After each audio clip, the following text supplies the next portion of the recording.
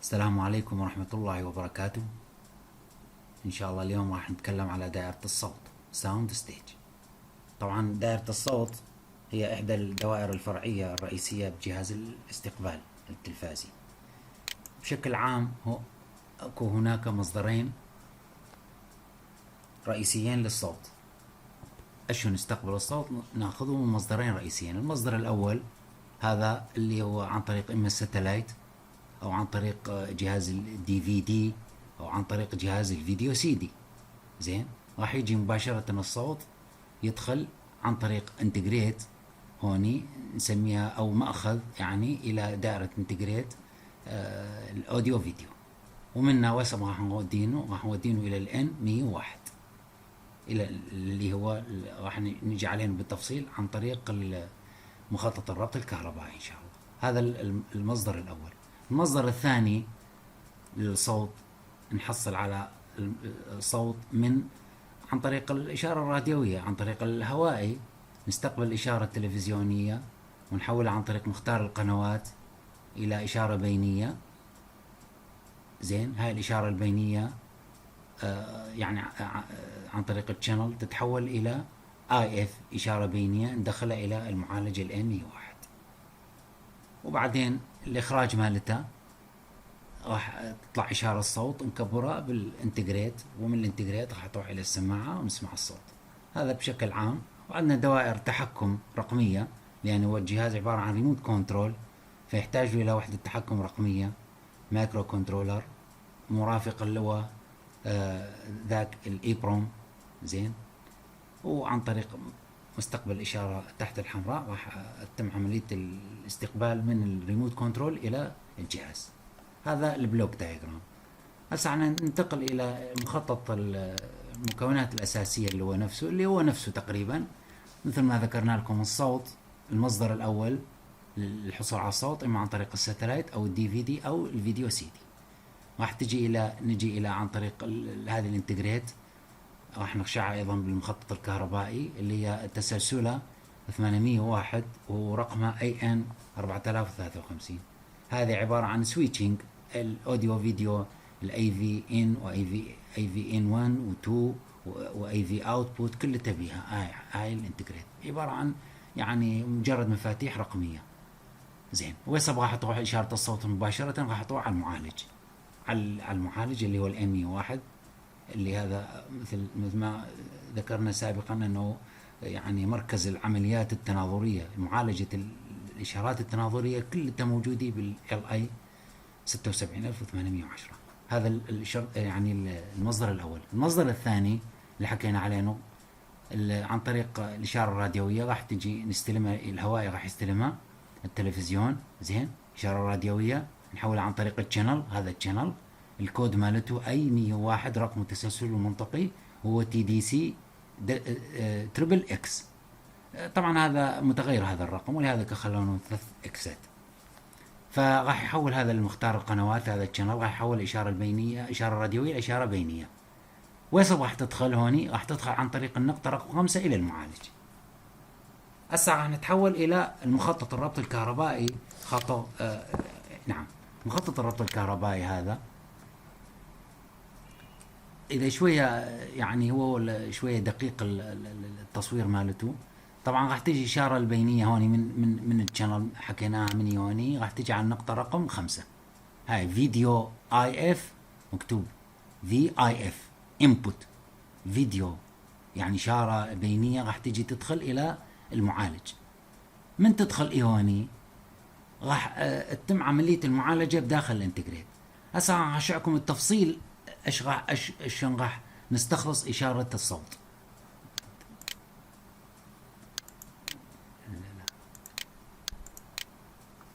هاي الانتجريت تلاحظون شباب، هاي الانتجريت المعروفة مركز العمليات التناظرية مثل ما حكينا. تجي إشارة من هوني على النقطة رقم 5 راح تدخل إشارة على الفيديو اي اف. زين هسه دخلت قلنا الإشارة من النقطة رقم 5 اللي هي إشارة تلفزيونية اللونية المرئية المركبة، راح تدخل إلى فيديو اي اف، هذا مكبر إشارة الفيديو الاي اف، وتدخل إلى الفيديو ديتكتور، راح تنكشف إشارة الصورة. طبعا جزء منه من هذا الجزء راح يطلع من النقطة رقم 52 ويدخل على النقطة رقم 54. هذه هو خط إشارة الصوت، إشارة الصوت بعد ما مكشوفي. يعني الاي اف مال الساوند، مال الصوت، راح يدخل إلى دائرة باند باس فلتر. هاي دائرة فرعية بداخل الام اي 1، ودائرة باند باس. بعدين يجي إلى دائرة الليمتر امبليفاير، هذا مكبر ومحدد إشارة الصوت.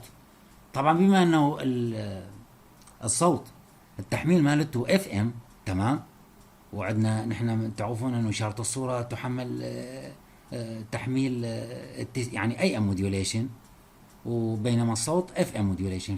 فعمليه الكشف مالته تتم عن طريق فيز ديسكريمينيتر اف ام ديتكتور. هذا الاف ام ديتكتور راح يكشف لنا اشاره الصوت، وراح يطلع من هوني ويدخلها على دائره سويتشنج.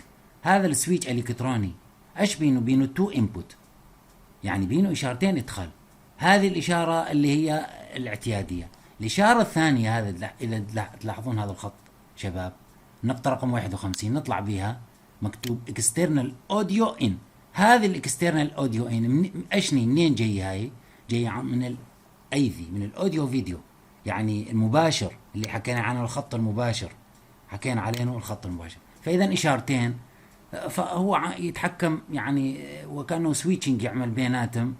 اذا مثلا يشتغل الايفي، تاخذ الصوت عن طريق الايفي، راح يقطع لك هذا خط الار اف، الخط الغير مباشر، ويشغل الخط المباشر. اذا اشتغلنا وقفنا الخط المباشر اللي هو الايفي، راح يشتغل عن طريق هذا الكلاسيكي اللي هو الاشاره الراديويه، عن طريق الشانل وعن طريق الهوائي. زين. الاوتبوت المهم مال هذه الدائره الى دي سي فوليوم. هذا الدي سي فوليوم عباره عن مكبر دي سي لاشاره الصوت. راح نخرج من النقطه رقم 1 اوديو اوت. هاي اشاره الصوت. وين راح نوديها هذه؟ هسه راح نلاحظها نوديها على الانتجريت، يعني بس مجرد تكبير ظله. لحق عليها شباب؟ من يعني نقطه رقم 1 هذا مكتوب هون شباب اس 1، ولو ما هالقد واضحه عندكم، بس هذا الاس 1 هو هذا الاس 1، هذا الخط الاس 1 نمشي بينه اللي فوق راح يطلع اس 1. وين بتوديك الاس 1؟ لاحظ نمشي بيها الاس 1 تودينا على النقطه رقم 2 مال الانتجريت. هاي الانتجريت مال الصوت اللي هو مكبر صوت عادي. كم بن بينه؟ هذه الانتجريت بينه 9 بنات، 1 2 3 4 5 6 7 8 9. زين. طبعا اشني البن كونفيجريشن مالتها هسه نجي عليها بالتفصيل. المهم انه اشاره الصوت جبناها على المكبر ايش اكو بداخل هذا الانتجريت؟